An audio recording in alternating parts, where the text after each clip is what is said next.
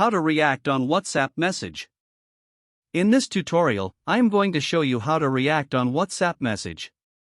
It's actually pretty simple, so make sure to watch this video until the very end. Now hop into your WhatsApp application. Then open a chat. Now to react on a message, just tap and hold on that chat.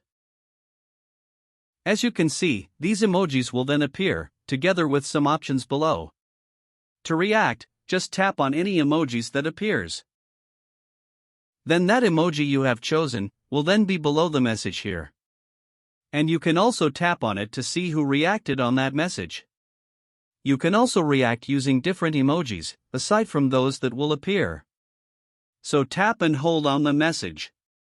To react using different emoji, tap on the plus icon right here. And there it is. You can select any from these emojis right here, all you have to do is tap on it. And that's it. I hope this video helps you. See you on my next video.